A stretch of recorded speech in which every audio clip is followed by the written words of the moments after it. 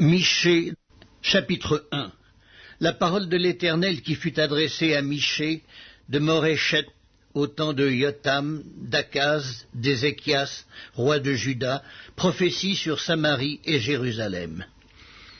Écoutez, vous tous, peuple, sois attentive, terre, et ce qui est en toi, que le Seigneur l'Éternel soit témoin contre vous, le Seigneur qui est dans le palais de sa sainteté. Car voici, l'Éternel sort de sa demeure, il descend, il marche sur les hauteurs de la terre.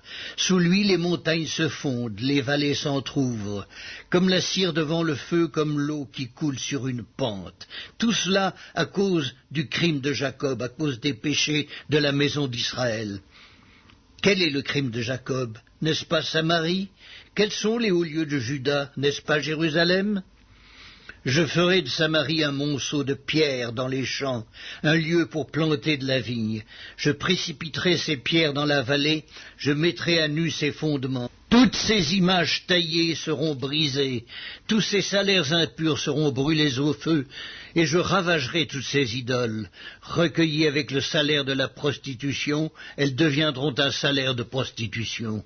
C'est pourquoi je pleurerai, je me lamenterai, je marcherai déchaussé et nu, je pousserai des cris comme le chacal et des gémissements comme l'autruche, car sa plaie est douloureuse. Elle s'étend jusqu'à Juda, elle pénètre jusqu'à la porte de mon peuple, jusqu'à Jérusalem. Ne l'annoncez point dans Gath, ne pleurez point dans Akko. Je me roule dans la poussière à Beth-Léaphra. Passe, habitante de Shaphir, dans la nudité et la honte. L'habitante de Saanan n'ose sortir. Le deuil de Beth-Haetzel vous prive de son abri. L'habitante de Marot tremble pour son salut, car le malheur est descendu de la part de l'Éternel jusqu'à la porte de Jérusalem. Attelle les coursiers à ton char, habitante de Lachish. Tu as été pour la fille de Sion une première cause de péché, car en toi se sont trouvés les crimes d'Israël. C'est pourquoi tu renonceras à Moréchet-Gath. Les maisons d'Akzib seront une source trompeuse pour les rois d'Israël. Je t'amènerai un nouveau maître, habitante de Maresca. La gloire d'Israël s'en ira jusqu'à Adullam. Rase-toi, coupe ta chevelure à cause de tes enfants chéris, rends-toi chauve comme l'aigle, car ils s'en vont en captivité loin de toi. Michée, chapitre 2. Malheur à ceux qui méditent l'iniquité et qui forgent le mal sur leur couche. Au point du jour, ils l'exécutent. Quand ils ont le pouvoir en main, ils convoitent des champs et ils s'en emparent. Des maisons et ils les enlèvent. Ils portent leur violence sur l'homme et sur sa maison, sur l'homme et sur son héritage. C'est pourquoi ainsi parle l'Éternel. Voici, je médite contre cette race un malheur. Vous n'en préserverez pas vos coups, et vous ne marcherez pas la tête levée, car ces temps seront mauvais. En ce jour-là, on fera de vous un sujet de sarcasme. On poussera des cris lamentables, on dira « Nous sommes entièrement dévastés, il donne à d'autres la part de mon peuple. Et quoi, il me l'enlève, il distribue nos champs à l'ennemi. » C'est pourquoi tu n'auras personne qui étende le cordeau sur un lot dans l'assemblée de l'Éternel. Ne prophétisez pas, disent-ils, qu'on ne prophétise pas de telles choses. Les invectives n'ont point de fin. Oses-tu parler ainsi, maison de Jacob? L'Éternel est-il prompt à s'irriter? Est-ce là sa manière d'agir? Mes paroles ne sont-elles pas favorables à celui qui marche avec droiture? Depuis longtemps on traite mon peuple en ennemi. Vous enlevez le manteau de dessus les vêtements de ceux qui passent avec sécurité en revenant de la guerre. Vous chassez de leur maison chérie les femmes de mon peuple. Vous ôtez pour toujours ma parure à leurs enfants. Levez-vous, marchez, car ce n'est point ici un lieu de repos. À cause de la souillure, il y aura des douleurs violentes. Si un homme court après le vent et débite des mensonges, je vais te prophétiser sur le vin, sur les boissons fortes. Ce sera pour ce peuple un prophète. Je te rassemblerai tout entier, ô Jacob. Je rassemblerai les restes d'Israël. Je les réunirai comme les brebis d'une bergerie, comme le troupeau dans son pâturage. Il y aura un grand bruit d'hommes, celui qui fera la brèche montera devant eux. Ils feront la brèche, franchiront la porte et en sortiront. Leur roi marchera devant eux, et l'Éternel sera à leur tête. Michée, chapitre 3. Je dis, écoutez, chefs de Jacob et princes de la maison d'Israël, n'est-ce pas à vous à connaître la justice? Vous haïssez le bien et vous aimez le mal. Vous leur arrachez la peau et la chair de dessus les os. Ils dévorent la chair de mon peuple, lui arrachent la peau et lui brisent les os. Ils le mettent en pièces comme ce qu'on cuit dans un pot, comme de la viande dans une chaudière. Alors ils crieront vers l'Éternel, mais il ne leur répondra pas. Il leur cachera sa face en ce temps-là, parce qu'ils ont fait de mauvaises actions. Ainsi parle l'Éternel sur les prophètes qui égarent mon peuple, qui annoncent la paix si leurs dents ont quelque chose à mordre, et qui publient la guerre si on ne leur met rien dans la bouche. À cause de cela, vous aurez la nuit et plus de visions, vous aurez les ténèbres et plus d'oracles.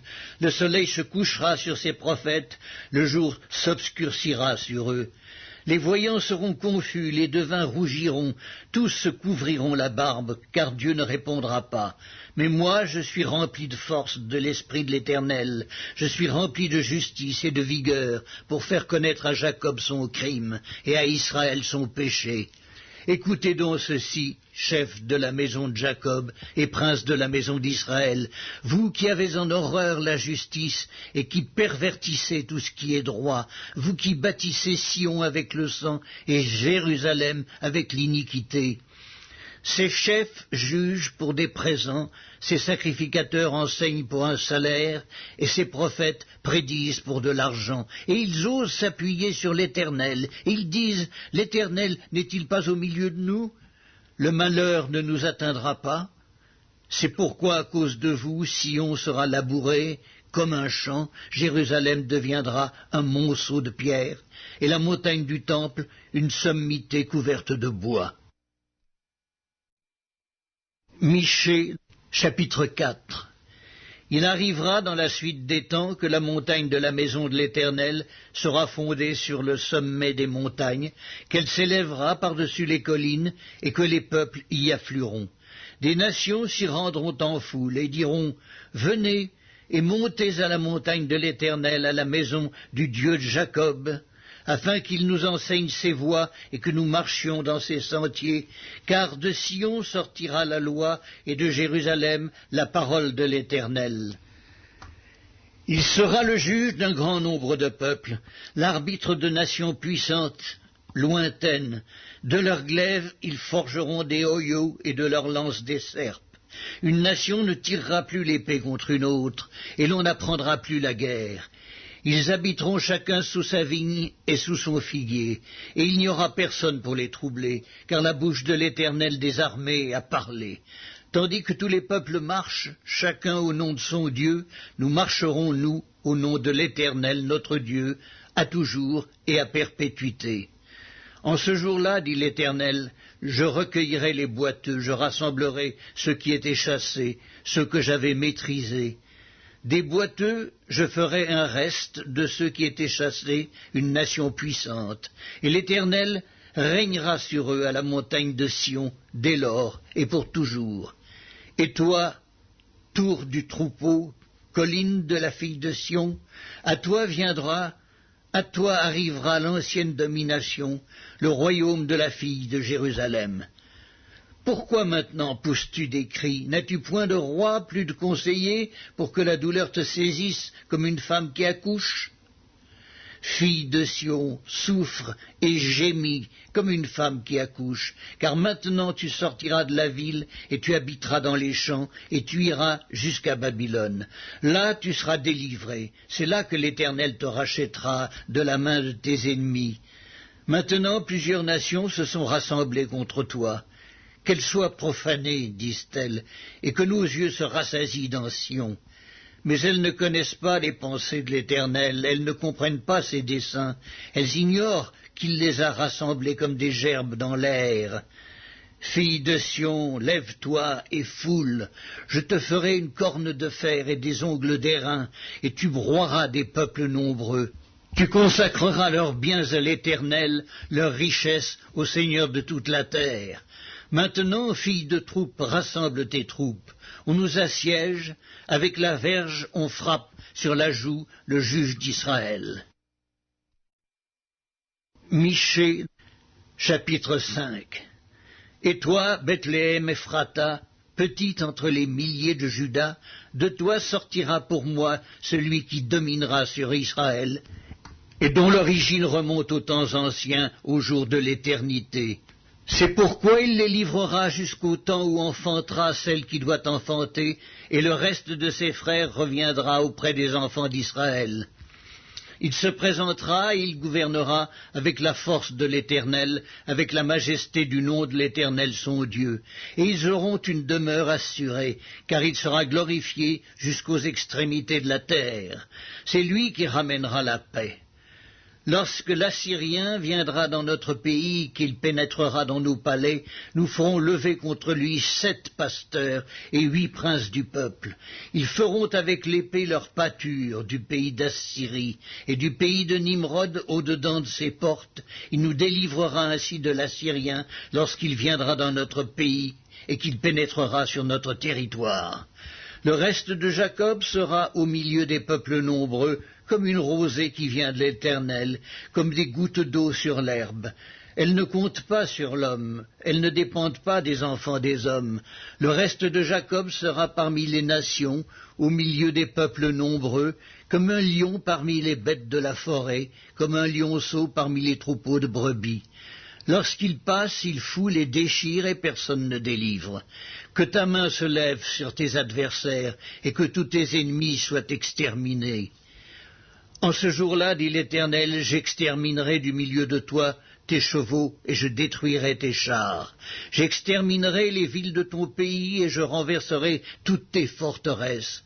J'exterminerai de ta main les enchantements et tu n'auras plus de magiciens. J'exterminerai du milieu de toi tes idoles et tes statues et tu ne te prosterneras plus devant l'ouvrage de tes mains. J'exterminerai du milieu de toi tes idoles d'Astarté et je détruirai tes villes. J'exercerai ma vengeance avec colère, avec fureur, sur les nations qui n'ont pas écouté. Michée, chapitre 6. Écoutez donc ce que dit l'Éternel. Lève-toi, plaide devant les montagnes, et que les collines entendent ta voix. Écoutez, montagnes, le procès de l'Éternel, et vous, solides fondements de la terre, car l'Éternel a un procès avec son peuple. Il veut plaider avec Israël. Mon peuple, que t'ai-je fait? En quoi t'ai-je fatigué? Réponds-moi. Car je t'ai fait monter du pays d'Égypte, je t'ai délivré de la maison de servitude, et j'ai envoyé devant toi Moïse, Aaron et Marie. Mon peuple, rappelle-toi ce que projetait Balak, roi de Moab, et ce que lui a répondu Balaam, fils de Béor, de Sittim à Gilgal, afin que tu reconnaisses les bienfaits de l'Éternel. Avec quoi me présenterai-je devant l'Éternel pour m'humilier devant le Dieu Très-Haut? Me présenterai-je avec des holocaustes, avec des veaux d'un an? L'Éternel agréera-t-il des milliers de béliers, des myriades de torrents d'huile? Donnerai-je pour mes transgressions mon premier-né, pour le péché de mon âme le fruit de mes entrailles? On t'a fait connaître, ô homme, ce qui est bien, et ce que l'Éternel demande de toi. C'est que tu pratiques la justice, que tu aimes la miséricorde, et que tu marches humblement avec ton Dieu. La voix de l'Éternel crie à la ville, et celui qui est sage craindra ton nom. Entendez la verge et celui qui l'envoie. Y a-t-il encore dans la maison du méchant des trésors iniques, et un épha trop petit, objet de malédiction? Est-on pur avec des balances fausses, et avec de faux poids dans le sac? Ces riches sont pleins de violence, ces habitants profèrent le mensonge, et leur langue n'est que tromperie dans leur bouche. C'est pourquoi je te frapperai par la souffrance, je te ravagerai à cause de tes péchés. Tu mangeras sans te rassasier, et la faim sera au-dedans de toi. Tu mettras en réserve et tu ne sauveras pas, et ce que tu sauveras, je le livrerai à l'épée. Tu sèmeras et tu ne moissonneras pas. Tu presseras l'olive et tu ne feras pas d'onction avec l'huile. Tu presseras le mou et tu ne boiras pas le vin. On observe les coutumes d'Omri et toute la manière d'agir de la maison d'Akab. Et vous marchez d'après leurs conseils, c'est pourquoi je te livrerai à la destruction. Je ferai de tes habitants un sujet de raillerie, et vous porterez l'opprobre de mon peuple.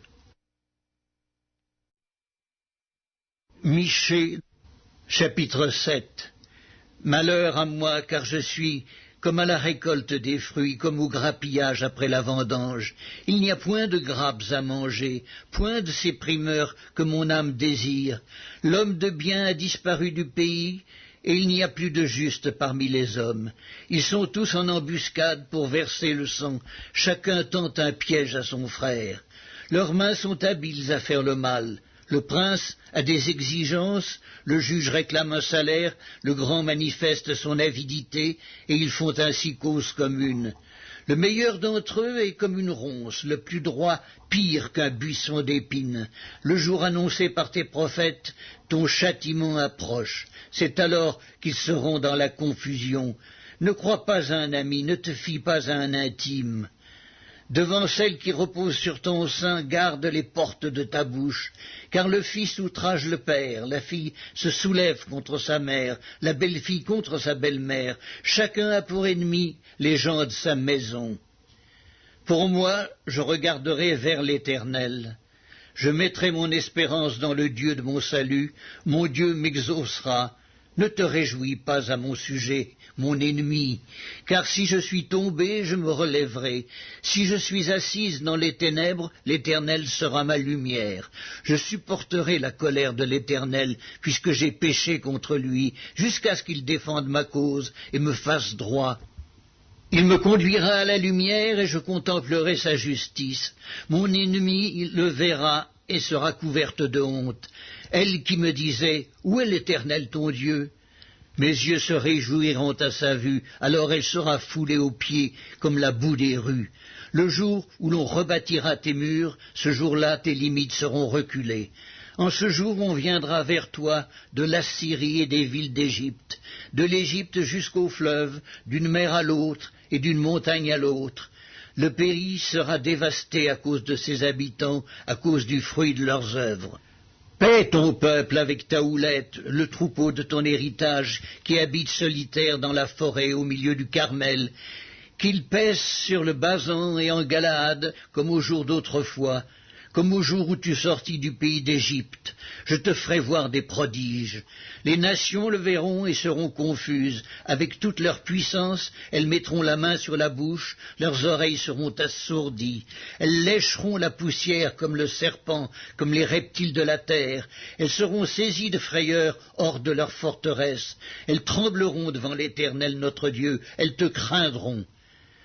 Quel Dieu est semblable à toi, qui pardonne l'iniquité, qui oublie les péchés du reste de ton héritage? Il ne garde pas sa colère à toujours, car il prend plaisir à la miséricorde. Il aura encore compassion de nous, il mettra sous ses pieds nos iniquités. Tu jetteras au fond de la mer tous leurs péchés, tu témoigneras de la fidélité à Jacob, de la bonté à Abraham, comme tu l'as juré à nos pères au jour d'autrefois.